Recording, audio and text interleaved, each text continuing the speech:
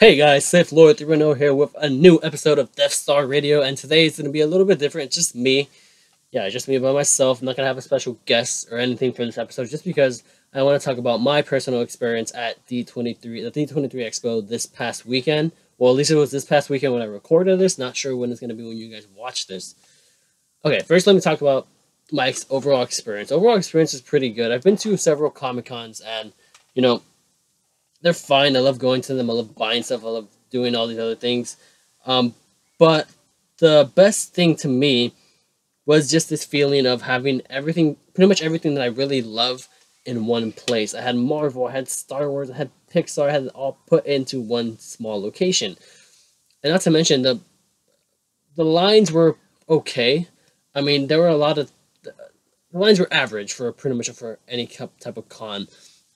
Um, but it was just amazing seeing everything from the Star Wars land. Since it's Death Star Radio, I'm gonna keep talking solely about everything to do with Star Wars. If you want to see my review and everything else, check out Movie News of the Week, episode 2. I'll link it in the description below. But the Star Wars stuff, I was able to see the miniature scale of Star Wars land, which was amazing. It looked absolutely amazing. There's so much stuff to see. It looked exactly. It felt like I was in Star Wars, even though I wasn't actually in the location. It was just like a model scale of it. One of the things that I noticed that was really cool in the this model scale was that there were several droids and alien creatures around the area. So I had to assume they were gonna have Disney cast members and suits walking around, and the droids are gonna be going around as well. And they had this droid. It's not canon. It's just a random droid I guess that they made. That was made. That pretty much controlled itself. It walked around the convention center, and it was pretty cool because when you stood next to it, it's not like it just passed by you like it didn't acknowledge you. The droid turned and it looked at you, and if you're taller, it looked up at you, as if it actually was alive and it knew, hey, this person's here and this person is taller than me or shorter than me. And it was so cool to see this real life interaction with this droid. It really felt like you were in Star Wars. I saw there was a model scale of the Millennium Falcon, so I'm pretty sure there's going to be a Millennium Falcon ride, kind of like you do your own thing, but you drive it or fly it, I guess I could say. So that was pretty cool. And then, of course, there were some, I guess you could say, props. I don't know if they were actually from the movie or not, but we had not a life size, miniature scale Millennium Falcon. That looked amazing, by the way. And then we had, I believe there was a Stormtrooper helmet. There was the new First Order standard blaster. I don't know the name of it. I'm sorry. There was a hammerhead. The alien. There was a hammerhead like sculpt ahead. I guess I don't know if it was an actual costume. I believe it was. There was a miniature A-wing. There was I'm going off my memory. I don't want to be looking at my phone for the pictures because I just don't think it looks professional enough. But I don't know if it looks more professional for me just to forget what the hell is going on. But and then my biggest takeaway from the Star Wars land exhibit was the fact that I'm so excited for this to happen. I really am. And one of the things I noticed that was pretty funny was that the miniature scale thing of Star Wars land, it only shows a couple of people like every here and then. I'm making up words as I do this.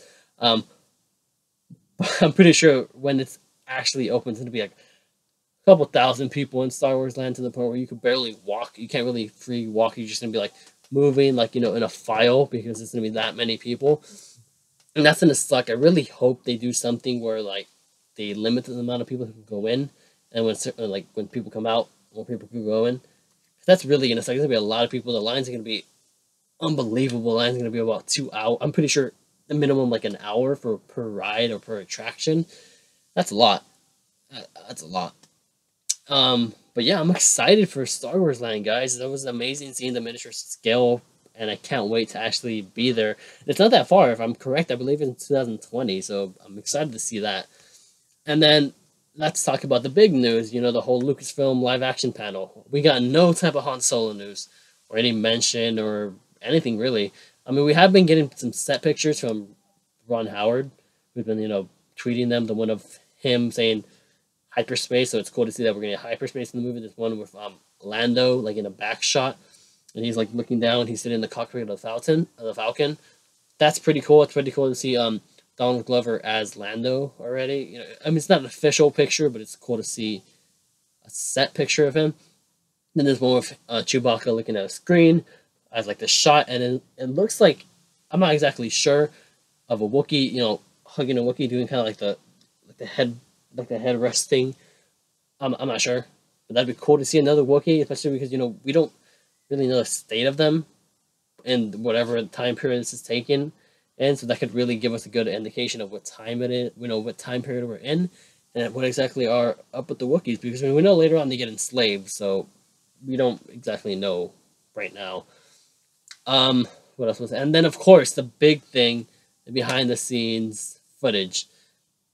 This was amazing. You know, the footage, I could go on and on and go about the footage, about how amazing it looks, about how cool everything looks, the characters, the new planets, the new costumes, and all this other stuff. One of the major things that I took away was that Luke is actually grabbing, you know, the lightsaber that his old Uncle Ben gave him. So that was pretty cool. And I know Luke is not the nephew of Uncle Ben of Ben Kenobi. Yeah, it's just a joke. That was pretty cool to finally see Luke grab the saber. We see more shots of Rey, more shots of, you know, we see more shots of the character. And the biggest thing I took away about the behind the scenes footage is that everyone seems to be having a fun time on set, no matter how, you know, dark, I guess I could say, the movie's gonna be. Everyone seems to be having a fun time shooting the movie, or had a fun time shooting the movie. So that's always great to see. And then the biggest thing that I took away from the behind the scenes footage was that, yeah, all the you know, the shots of the planets and the characters were cool and all that. But the biggest thing that I took away personally was the fact that the main thing that all the actors are saying is that the movie's gonna do something that nobody expects. No one expects the movie to go this way after episode 7. It's going to be something completely different from episode 8. Rian Johnson made a completely fresh and new Star Wars movie. He did something that no one expected he would do. Even Mark Hamill himself, you know, who's been kind of against, you know, the direction that Rian Johnson wanted to take the movie publicly on Twitter. He came out and said, you know, at first I was apprehensive, but now that I see, you know, I guess the bigger picture, I realized that this was a good direction to take.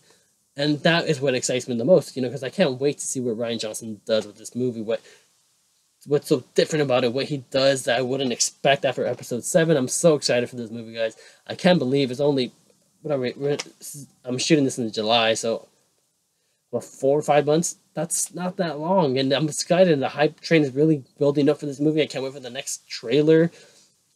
Oh, and we also got new posters. The cool, you know, red font posters. We have Finn, Leia, Rey, Poe, Luke, and Kylo. Yeah, those look pretty cool.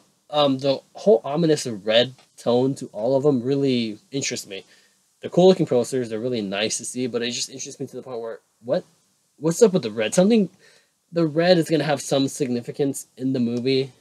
I'm pretty sure of it, which is why it's so obvious in the poster and in the title. So I can't wait to see what this actually means and what this, you know, what's the significance behind all the red in this movie. And the last thing was that Carrie Fisher and Mark Hamill got officially knighted as Disney Legends. So that was pretty cool. Congratulations to them. That's the highest honor that Disney can give anyone. So congratulations to Mark Hamill and the late Carrie Fisher. And guess what I got today, guys? Kind of off topic, but I got the summer convention exclusive R2-D2 and holographic Leia. Oh god, the blur is horrible. There you go. It's pretty cool. It was shared with GameStop. I waited outside for about an hour to get this. Yeah, I only went to get this one thing.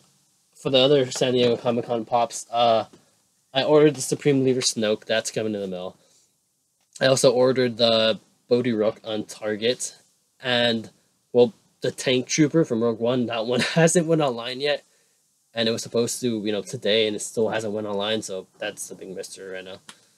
But yeah, guys, so let me ask you this. What was your whole takeaway from everything going on with everything that happened at the D23 Expo with Star Wars? And, you know, Lucasfilm, the whole Star Wars land. Are you guys excited for Star Wars land? Are you guys excited for what's your status now in the whole, you know, hype train for The Last Jedi? Do you guys think, most importantly, that red has some significance in the movie, or am I just, pulling at strings here? What do you guys think? Comment below, and I'll start a discussion.